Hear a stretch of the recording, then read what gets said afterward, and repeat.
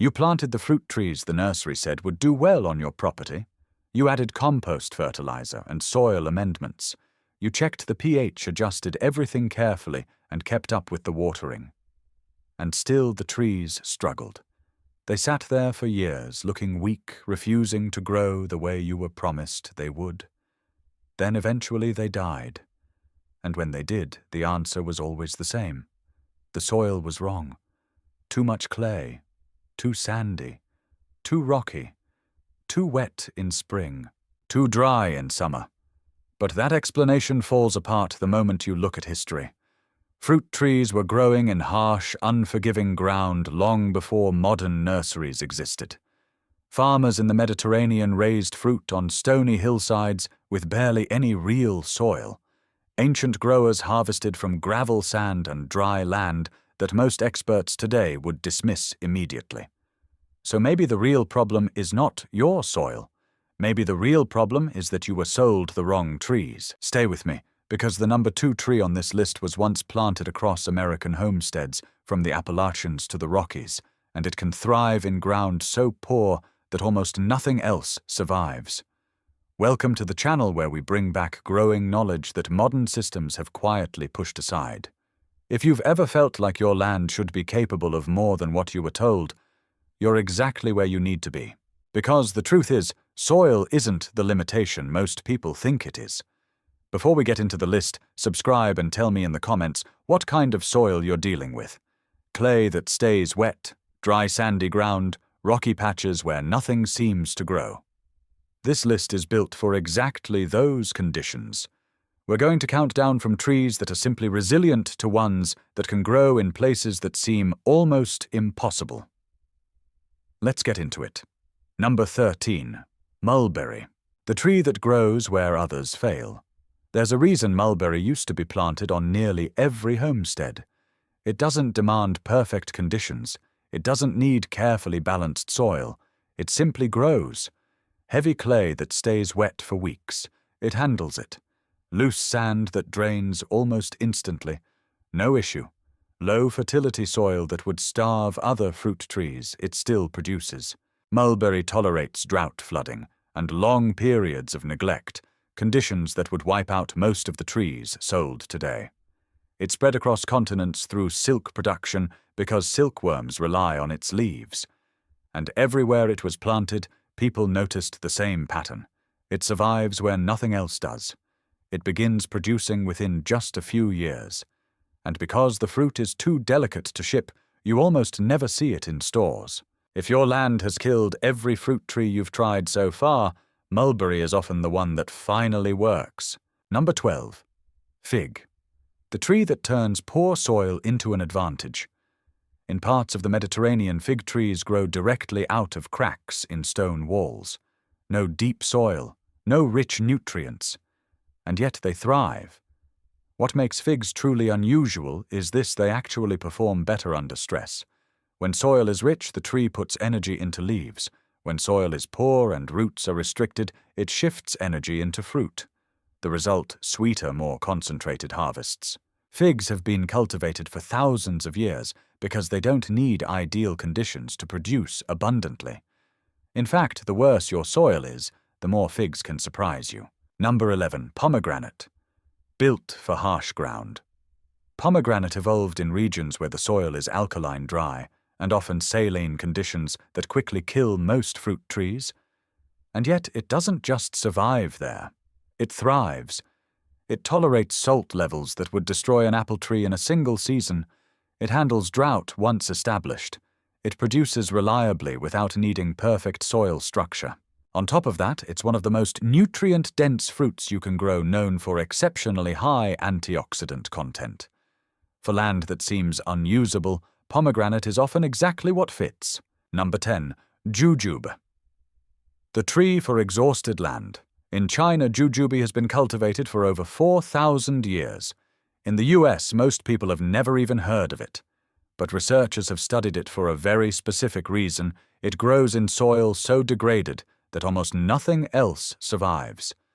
Extreme alkalinity, severe drought, minimal nutrients. Jujube handles all of it and still produces fruit.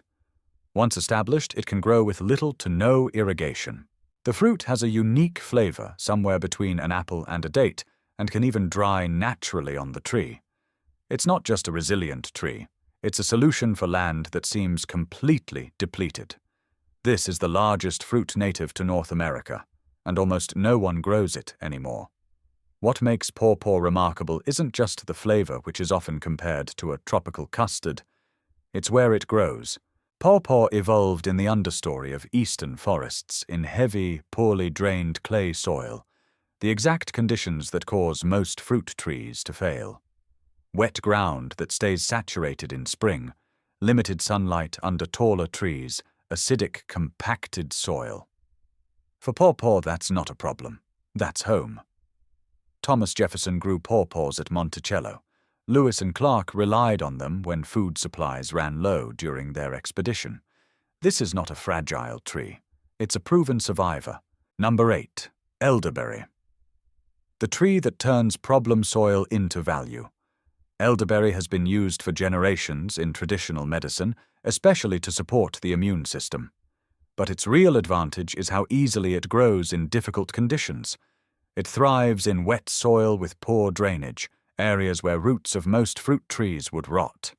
It tolerates partial shade along woodland edges, and it grows fast enough to begin producing within just a few years. Instead of struggling against your land, elderberry works with it. Once established, it can spread and form productive hedgerows, turning neglected space into a reliable harvest. And because demand for elderberry products continues to grow, what used to be considered unusable ground can suddenly become highly productive. Number 7. Serviceberry, the first harvest of the season. Also known as Juneberry or Saskatoon, this tree produces fruit earlier than almost anything else. While most fruit trees are still flowering, serviceberry is already ripening. It evolved in rocky, shallow, acidic soils across North America conditions that challenge most orchard varieties. The fruit has a flavor similar to blueberry, but the tree itself is far more adaptable. It tolerates partial shade handles, poor soil depth, and produces reliably without requiring careful soil improvement. For land that seems too thin, too rocky, or too inconsistent, serviceberry offers one of the easiest paths to early season fruit. Number 6. Quince, the orchard tree we stopped growing. Not long ago, quince was a standard part of home orchards. Your great-grandparents likely used it regularly, turning it into preserves, jellies, and long-lasting fruit products that could be stored for months. Then something changed. As commercial food systems expanded and refrigeration became common, quince slowly disappeared from everyday use, and nurseries stopped promoting it. But the tree itself never lost its strength. Quince thrives in heavy clay soil that holds water, the same conditions that often kill apple and pear trees. It tolerates alkaline ground, and because it's self-fertile, a single tree can produce on its own. It also resists many of the diseases that affect modern orchard varieties. This wasn't a weak tree that faded away. It was simply replaced. Number 5. Medlar, the fruit history forgot. There was a time when everyone knew what a medlar was. Shakespeare mentioned it in his plays. Chaucer wrote about it. Medieval gardens across Europe relied on it. Today, most people have never even heard the name. And yet medlar remains one of the most adaptable fruit trees you can grow. It handles heavy clay. It tolerates poor, shallow soil. It grows in partial shade along woodland edges. It's self-fertile, resistant to pests and disease, and requires very little maintenance once established. The fruit itself ripens differently, softening after harvest into a rich, unique flavor, unlike anything found in modern grocery stores. This isn't just a tree.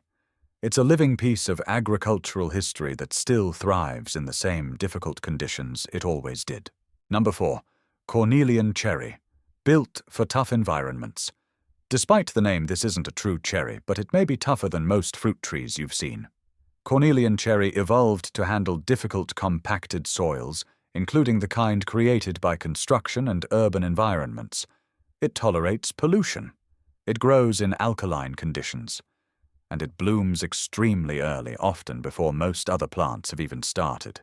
The fruit is tart and works well for preserves, syrups, and fermentation. What's surprising is how rarely it's planted today. For a tree that can handle stress, poor soil, and harsh conditions with ease, it's been almost completely overlooked. Number 3. Seabuckthorn, the tree that rebuilds the soil. Most fruit trees take nutrients from the ground and depend on you to replace what's lost. Seabuckthorn does the opposite. It fixes nitrogen from the air and stores it in the soil, improving the land while it grows. This is the kind of tree used in land restoration projects because it survives where soil has been stripped of life. Pure sand, coastal areas with salt exposure, ground so depleted that almost nothing else will grow. Seabuckthorn not only survives these conditions, it actively helps repair them. The berries are extremely nutrient-dense, containing several times more vitamin C than oranges, and oils extracted from them are highly valued. Instead of fighting poor soil, this tree transforms it. Number 2. Persimmon, the tree that fed pioneers. There's a reason persimmon trees were planted across early American homesteads. Settlers didn't have the luxury of perfect soil, and persimmon didn't need it. It develops a deep taproot that reaches water sources far below the surface, allowing it to survive in dry, rocky, or compacted ground. It tolerates poor clay. It handles drought. And in many regions it faces almost no serious pests or diseases. Once established, it requires very little attention. The fruit itself transforms after frost, softening into a rich, sweet texture that's completely different from its earlier stage. For land where other fruit trees repeatedly fail, persimmon has already proven it can succeed. Number 1. Olive, the ultimate proof. In parts of the Mediterranean, there are olive trees still producing fruit after more than 2,000 years. Not in rich farmland, not in carefully managed soil. In rock, thin alkaline ground, minimal organic matter, long dry summers. This is where olive trees evolved. And here's what makes them extraordinary. They don't just tolerate poor conditions, they perform better in them. When soil is rich, olives produce more leaves. When soil is limited and water is scarce, they focus on fruit. That's why some of the best olive oil in the world comes from trees growing in the harshest environments. After thousands of years of cultivation, one thing is clear. The olive tree doesn't need ideal soil. It proves that the limitation was never the land. These trees have been producing food in difficult soil for generations, some for centuries, others for thousands of years. And yet today, many people are told their land isn't good enough, that it needs to be fixed, adjusted, improved with products and treatments before anything will grow. But these trees tell a different story. They don't need perfect soil. They were built for imperfect conditions. The real issue isn't your land. It's that you've been encouraged to plant trees that were never suited for it in the first place. Your great-grandparents didn't rely on soil tests or endless amendments. They planted what worked, Mulberry, persimmon, quince, and harvested for decades. You can do the same. Choose 1 or 2 trees from this list that match your conditions. Clay, sand, rock, wet ground, dry ground, there's an option for all of it. Plant them where everything else has failed. And in a few years you may be harvesting from land you were told was worthless. If this changed how you see your soil, subscribe and tell me in the comments what kind of ground you're working with.